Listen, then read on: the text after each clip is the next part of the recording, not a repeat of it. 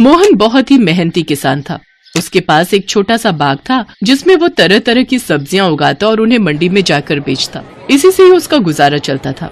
सब्जी ले लो, सब्जी, ताजी ताजी सब्जी। बहन जी, आज लौकी लेकर आया हूँ। ताजी ताजी लौकी उगी थी और आप कई बार बोल भी चुके थे, तो सोचा आज लेता ही जाता हूँ। हाँ अच्छा, वैसे तुम्हारी सब्जी खुद के बाग की उगी होती है, इसलिए मेरे घर में सब बहुत पसंद करते हैं। एक काम करो, मुझे 2 किलो लौकी और 2 किलो तुरई कर दो। और करेले भी लाए हो क्या भैया? अब तो गर्मियों की सब्जियां शुरू हो गई हैं, तो करेला तो बहुत पसंद करते हैं सब। करेले भी ले आना। ठीक है बहन जी, मैं कुछ दिनों में करेले भी रखूंगा। आप मंडी में अगली बार आओगे तो आपको करेले जरूर मिलेंगे। हाँ मोहन भैया, करेला है क्या? नहीं साहब, कुछ दिनों में करेले की फसल बस होने ही वाली है, फिर आपको ताजे ताजे करेले मिल जाएंगे। हाँ ले आना, मेरी माताजी को करेले बहुत पसंद है भाई, और वो तुम्हारे ही बाग के करेले खाती हैं। उस दिन मोहन को करेले के लिए काफी ग्राहकों ने बोला। घर जाकर मोहन अपनी पत्नी मालती से बोलता है, मालती, आज मंडी में बहुत लोगों ने करेले के लिए पूछा। मैं सोच रहा हूँ इस बार गर्मियों में अच्छी बिक्री हो जाएगी। सीजन की सब्जी है और अच्छे पैसे आ गए तो इस साल गुड़िया के लिए भी कोई अच्छा लड़का देखकर उसकी शादी कर देंगे। करेले काफी बढ़िया और ताजे उगाए हैं, बस इस बार तो हमारा करेला बहुत बढ़िया दामों में बिक जाएगा। बस तुम ठीक कह रहे हो जी, तुमने बहुत सही किया कि इस बार करेला उगा दिया। बस अब तो उन रुपयों से गुड़िया की शादी कर दे तो हमारी सारी चिंताएं दूर हो जाएंगी। अरे कोई घर पर है? मोहन, अरे ओ मोहन। नमस्ते महाजन जी, कैसे हैं? आइए आइए, मैं खुद आपसे मिलने आने वाला था। अरे मुझे सब पता है, तू कोई मुझसे मिलने नहीं आने वाला था, मुझे ही तेरे पास आना पड़ता है। बात सुन, अब मैं और कर्जा नहीं रोक सकता, तुझे मेरे सारे रुपए लौटाने होंगे। मुझे अपनी बेटी की शादी करनी है, उसमें मुझे रुपयों की जरूरत है। तू मेरे 20,000 रुपए वापस कर दे। पर महाजन जी, मैंने तो आपसे 3 महीने आगे की मोहलत मांगी थी। अभी तो कर्जा देने के लिए मेरे पास 3 महीने का समय बाकी है। मेरे पास अभी इतने पैसे नहीं है महाजन जी, मैं इतनी जल्दी पैसों का इंतजाम कैसे करूंगा? अरे मैं कुछ नहीं जानता, कहीं से भी इंतजाम कर, पर मुझे मेरे पैसे चाहिए। तभी महाजन की नजर मोहन के बगीचे पर पड़ती है जहाँ करेले की फसल उगी हुई थी। बस मेरा तो काम हो गया, मैं 2-3 दिन में लड़कों को भेजूंगा। सारे करेले तोड़कर उन्हें दे देना, इन करेलों को बेचकर मेरा कर्जा उतर जाएगा। मालिक ऐसा न कहो, ये सारे करेले बड़ी मुश्किल से मैंने उगाए हैं। अगर ये आपने ले लिए तो मैं इतने महीने तक क्या करूंगा?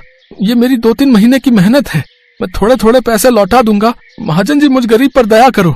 मुझे कुछ नहीं पता, मैं जा रहा हूँ और 2-3 दिन में लड़कों को भेजूंगा। महाजन ने मोहन की एक बात नहीं सुनी और 2-3 दिन में उसने लड़कों को भेजकर सारे करेले टोकरों में भरकर मंगवा लिए। मोहन कुछ भी नहीं कर सका, जो उसने सोचा था वैसा बिल्कुल भी नहीं हुआ। मोहन और मालती दोनों चिंता में घुले जा रहे थे। गुड़िया भी अपने माता पिता को चिंता में देखकर दुखी थी। माँ बापू, ये लो कुछ खा लो, मैंने दाल चावल बनाए हैं।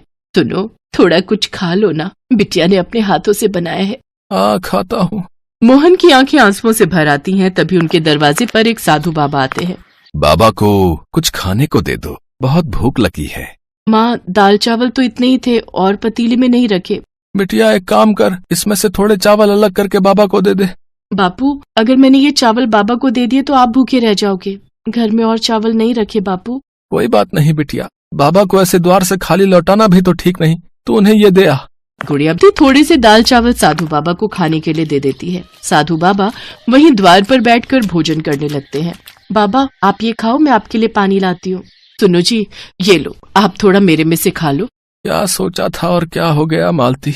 मैंने सोचा था इस बार अपनी बिटिया के हाथ पीले कर देंगे, पर मुझे क्या पता था कि महाजन मेरे साथ ऐसा करेगा। करेले की फसल से बहुत उम्मीद थी, सोचा था करेले बेचकर अच्छी बिक्री हो जाएगी, पर महाजन ने हमारे कमाई के सारे रास्ते बंद कर दिए। ग्राहक करेला मांग रहे थे, क्या करूंगा? अब तो फसल उगने में भी 2 से 3 महीने लग जाएंगे, कुछ समझ नहीं आ रहा। मोहन की बातें वो साधु बाबा सुन रहे थे। वो मोहन से बोले, बेटा, भगवान तुम्हारा भला करे, तुमने आज मुझ भूखे का पेट भरा है, अपने भोजन का निवाला मुझे दिया है। जीते रहो बेटा, चिंता मत करो, आज रात की बारिश के बाद कल नया सूरज जरूर उगेगा। इतना कहकर साधु बाबा वहां से चले गए। उसी रात बहुत तेज आंधी तूफान और बारिश हुई, जिससे मोहन के पूरे बाग में पानी भर गया। पर अगली सुबह जब मोहन उठा तो उसने देखा तेज धूप निकल आई है और उसका बाग करेले की फसल से भरा हुआ है। पूरे बाग में करेले ही करेले भर गए हैं। मोहन को साधु बाबा की याद आती है। मालती, साधु बाबा के शब्द मुझे अब समझ में आ रहे हैं। उन्होंने कहा था कि रात की बारिश के बाद नया सूरज उगेगा। ये सब क्या है मालती? हमारा पूरा बाग करेले की फसल से भरा हुआ है। हो न हो वो साधु बाबा जरूर चमत्कारी थे, तभी तो हमारे बाग में एक रात में जादुई करेले उगाए हैं। बापू, ये करेले तो बहुत अच्छे दामों में बिक जाएंगे। हाँ बिटिया, ये ताजे ताजे करेले बहुत बढ़िया दामों में बिकेंगे। सचमुच साधु बाबा हमारे लिए भगवान के भेजे हुए कोई दूत बनकर आए थे, जिन्होंने हमारी सारी चिंता दूर कर दी। मोहन खुशी खुशी बाग में से सारे करेले तोड़ लेता है। उसके सारे करेले सब्जी मंडी में बढ़िया दामों में बिक जाते हैं। उस दिन मोहन को खूब मुनाफा होता है। कुछ समय बाद मोहन और मालती एक अच्छा लड़का देखकर धूमधाम से गुड़िया की शादी करते हैं। अब मोहन जब भी अपने बाग में कोई सब्जी उगाता तो उसे हमेशा अच्छा मुनाफा होता। धीरे धीरे मोहन और मालती की सारी गरीबी दूर हो गई। गुड़िया भी अपने ससुराल में खुश थी। मोहन और मालती के सारे दुख दूर हो गए थे। ये कहानी उर्मिला की है, जो माँ दुर्गा की बहुत बड़ी भक्त थी। उर्मिला अपने परिवार के साथ रामनगर में रहती थी। परिवार में उसका पति रमेश और उसकी बेटी कविता थे। रमेश कपड़ों की रंगाई का काम करता था। वो अपने काम में माहिर था। उसकी रंगों की समझ और हाथ की सफाई की वजह से उसके अपने गांव ही नहीं बल्कि दूसरे गांव से भी लोग उसके पास कपड़े रंगवाने आते थे। ऐसे ही एक दिन, अरे भैया रमेश, घर में हो क्या? जी जी मालिक, अभी आया। जी बताइए। भैया, ये मेरी बेटी की चुनरी है, पता नहीं कहाँ से ये दाग लग गया इसमें। एक काम करो, इस सफेद रंग की चुनरी को लाल रंग में बदल दो। जी बिल्कुल, जैसा आप कहें। आप शाम को आ जाइए, मैं तब चुनरी बिल्कुल तैयार रखूंगा। रंगाई के इस काम से रमेश को ठीक ठाक आमदनी हो जाती थी, लेकिन जब भी नवरात्रि आती तो बड़ी तादाद में लोग माता की चुनरी रंगवाने के लिए रमेश की दुकान पर आते थे और काम बहुत बढ़ जाता था। रमेश अपनी बात का पक्का था। वो तय वक्त पर ग्राहकों को उनके कपड़े देता था। एक बार फिर नवरात्रि आने वाली थी। रमेश को काम में उलझा देखकर उर्मिला ने उससे कहा, अजी सुनो, अब बहुत हो गया, चलो अब खाना तो खा लो, सुबह से शाम हो गई, ऐसे तो तबीयत खराब हो जाएगी आपकी। उर्मिला, ये सारी की सारी माता की चुनरी हैं, वक्त पर देनी होंगी ना? हाँ हाँ, तो माता ने ये थोड़ी ही कहा है कि खाना पीना छोड़ दो। मुझे कुछ नहीं सुनना, खाना तैयार है, चलिए जल्दी से। अच्छा अच्छा ठीक है, चलो मैं चलता हूँ। रमेश और उर्मिला का जीवन ऐसे ही हंसी खुशी से बीत रहा था। दोनों माँ दुर्गा के भक्त थे। कितना भी काम क्यों ना हो, लेकिन दोनों ही माँ दुर्गा की पूजा सबसे पहले करते थे। ऐसे ही वक्त बीत रहा था और माता की कृपा से रमेश के पास काम बढ़ता जा रहा था, लेकिन होनी को कुछ और ही मंजूर था। एक दिन जब रमेश बाजार से कुछ सामान खरीद कर लौट रहा था, तभी एक तेज रफ्तार ट्रक ने उसे कुचल दिया। हादसा बहुत भयानक था। रमेश की मौके पर ही मौत हो गई। इसके बाद तो जैसे उर्मिला की दुनिया ही उजड़ गई। रमेश की मौत के बाद से ही सारे ग्राहकों ने कपड़े रंगवाने के लिए आना बंद कर दिया। उर्मिला की माली हालत खराब होने लगी, यहाँ तक कि खाने के लाले पड़ने लगे।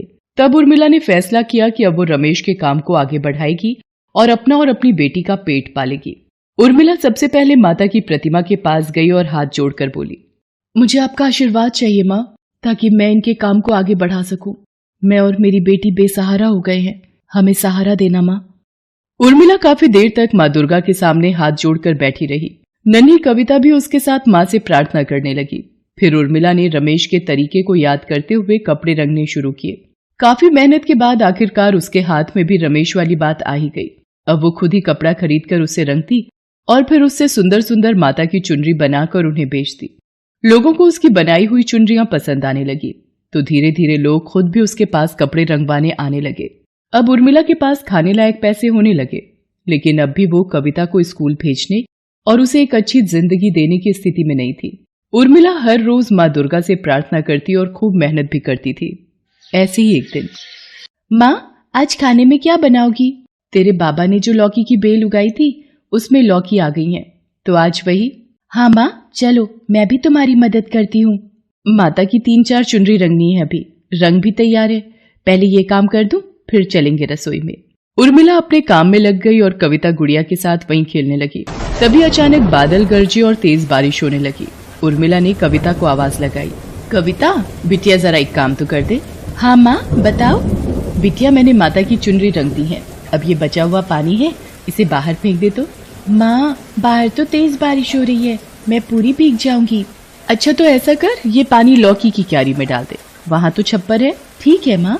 इसके बाद से जब भी उर्मिला माता की चुनरी रंगने के लिए लाल पानी बनाती और इस्तेमाल के बाद कविता को उसे फेंकने के लिए कहती, तो कविता उस पानी को क्यारी में ही डालने लगी।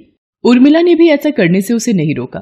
कई दिनों बाद जब उर्मिला खुद क्यारी में पानी डालने गई तो उसने देखा कि लौकी के बेल के पत्ते कुछ गुलाबी से हो गए हैं। उर्मिला ये देखकर चौंक गई और फिर उसने कविता को आवाज लगाई, कविता जल्दी इधर आ, देख तो ये क्या हुआ। हैं? ये कैसे हो गया माँ? लेकिन लौकी तो हरी ही है। अरे पगली, जब से दुनिया बनी है तब से लौकी हरी ही होती है, लाल थोड़ी ही होगी। माँ की बात सुनकर कविता जोर जोर से हंसने लगी। फिर दोनों अपने अपने काम के लिए चली गईं। कुछ और दिन बीत गए। लौकी की बेल पर जो भी नई लौकी आई अब वो भी लाल ही रंग की थी। ये देखकर कविता और उर्मिला दोनों चौंक गए। बेल बड़ी भी हो गई थी और उसमें ढेर सारी लौकी लगी थी, वो भी लाल रंग की। उर्मिला को समझ आ गया था कि ये सब लाल पानी की वजह से हुआ है। उर्मिला ने वही लाल लौकी पकाई जो खाने में बहुत ही स्वादिष्ट बनी। अब तो उर्मिला खुद जानबूझकर माता की चुनरी के रंग वाला पानी क्यारी में डालने लगी। धीरे धीरे उसकी लाल लौकियों की खबर गांव में फैल गई और लोग उसके घर उन लाल लौकियों को देखने आने लगे। कई लोग तो कविता को अच्छे दाम देकर वो लौकियां उससे खरीदने भी लगे। फिर एक दिन कविता अपनी माँ से, माँ सारी लौकियां तो बिक गई। हाँ बिटिया, कमाल की बात है ना, इन लौकियों से तो 2 दिन में ही इतने पैसे मिल गए जो कपड़े रंगने पर कई हफ्तों में भी नहीं मिल पाते थे। माँ क्यों ना हम और लौकियां उगा लें बेचने के लिए। उर्मिला को कविता की बात ठीक लगी। उसने गांव के एक जमींदार से खेत किराए पर लिया और उसमें आखिरी लाल लौकी के बीज बो दिए। कुछ दिन बाद बीज पौधे बन गए और कुछ महीनों बाद बेल, और फिर उसमें लाल रंग की लौकियां भी आने लगी। उर्मिला ने अब भी कपड़े रंगने का काम नहीं छोड़ा था। वो अब भी माता की चुनरी के लाल पानी को ही लौकियों की बेल पर डालती थी। पूरे गांव में अकेला उर्मिला का ही खेत था जिसमें लाल रंग की लौकी उगती थी। लोग दूर दूर से उर्मिला की लाल लौकियां खरीदने आने लगे, लेकिन जमीन के मालिक और गांव के जमींदार को ये बात पसंद नहीं आई। उसने अपने लठैत उर्मिला को डराने के लिए भेजे। उर्मिला सुन, आज से ये खेत जमींदार का है, भाग जा यहाँ से। भाग जाऊं? पर क्यों? मैंने पूरे साल का किराया दिया है और कितनी मेहनत के बाद जाकर फसल आई है। मैं कहीं नहीं जाऊंगी। जुबान मत लड़ा, जमींदार ने कहा है तो सीधे से मान जा, वरना। माँ को धमकी देने वाले लठैतों पर कविता को बहुत गुस्सा आया और उसने पत्थर उठाकर दोनों के सिर पर दे मारा। दोनों के सिर से खून बहने लगा और वो कविता की तरफ दौड़े। तब तक कविता और उर्मिला भी अपने घर की तरफ दौड़ पड़े। कविता को अंदर धकेल कर उर्मिला ने अंदर से दरवाजा बंद कर लिया, लेकिन जमींदार के वो दोनों लठैत दरवाजे को तोड़ने की कोशिश करने लगे। तभी उर्मिला ने वहां पड़े लाल रंग के पानी को देखा। उसने दरवाजा खोला और दोनों की आंखों में माता की चुनरी का वही पानी फेंक दिया। दोनों लठैतों की आंखें जलने लगी। उर्मिला ने कविता की मदद से दोनों को बांध दिया और फिर सरपंच को बुला लिया। देखिए सरपंच जी, ये जमींदार और उसके लठैत मुझे और मेरी बिटिया को मारने आए थे। क्यों भाई जमींदार, पैसों के लालच में इतना गिर गए हो कि एक विधवा और उसकी छोटी बच्ची को धमका रहे हो? हैं? जो हुआ पूरे गांव ने देखा, ये बिल्कुल भी ठीक नहीं है। अरे मैं तो गांव की भलाई के लिए रोक रहा था। ये बड़ी चालाक औरत है सरपंच जी। आप ही बताओ, भला लौकी भी कभी लाल हुआ है? इसने कुछ गलत मिलाया होगा बीज में या फिर मिट्टी में। लोग भी इससे खरीद कर लौकी खा रहे हैं, कहीं बीमार पड़ गए तो।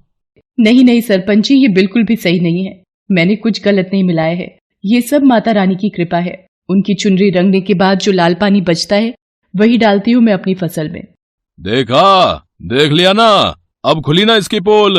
लाल रंग का पानी डालती है तभी तो लाल होती है लौकियां।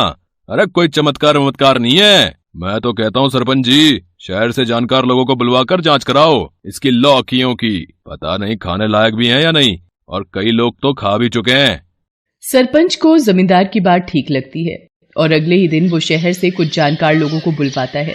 उर्मिला की लाल लौकियों की जांच के बाद कृषि वैज्ञानिक सरपंच से कहते हैं, सरपंच जी, ये तो कमाल ही हो गया। ये लौकियां सेहत के लिए खराब नहीं बल्कि बहुत ही फायदेमंद है। इनमें हाई एंटीबायोटिक कंपाउंड्स पाए गए हैं जिनसे कई बीमारियों का इलाज किया जा सकता है। और तो और इन लौकियों के सेवन से कई बीमारियों से बचा भी जा सकता है। हम इन लौकियों के सैंपल अपने साथ लेकर जा रहे हैं। इन पर और रिसर्च करनी होगी, लेकिन आपको घबराने की बिल्कुल भी जरूरत नहीं। जिन्होंने भी इन लौकियों को खाया है उन्हें कोई खतरा नहीं। कृषि वैज्ञानिकों की बात सुनकर हर कोई दंग रह जाता है, खास तौर पर जमींदार। उसके पास अब कहने को कुछ भी नहीं बचा था। सरपंच बहुत खुश थे। वो उर्मिला से कहते हैं, बेटी, माता रानी की असीम कृपा है तुम पर, वरना हर किसी के घर ऐसा चमत्कार नहीं होता। मेरी इच्छा है कि माँ दुर्गा के इस आशीर्वाद को तुम पूरे गांव के साथ बांटो और गांव के बाकी गरीब किसानों को भी लाल लौकी उगाना सिखाओ। क्यों नहीं सरपंच जी, मैं जरूर ऐसा करूंगी। उर्मिला ने दूसरे किसानों के साथ मिलकर पंचायत की बड़ी जमीन पर लाल लौकी के बीज बो दिए। उर्मिला के पास माता की लाल चुनरियों के पहले से भी ज्यादा ऑर्डर आने लगे। उर्मिला और कविता के दिन भी बदल गए थे। पैसों की उन्हें अब कोई कमी नहीं थी। कविता अब एक अच्छे स्कूल में पढ़ती थी और उर्मिला अब पहले से भी ज्यादा मेहनत करती और माँ दुर्गा की भक्ति में लीन रहती। हेलो दोस्तों, कैसे हैं आप सब? हमारी कहानियाँ देखने के लिए हमारे चैनल को सब्सक्राइब कीजिए और हाँ, बेल आइकॉन पर क्लिक करना मत भूलिएगा।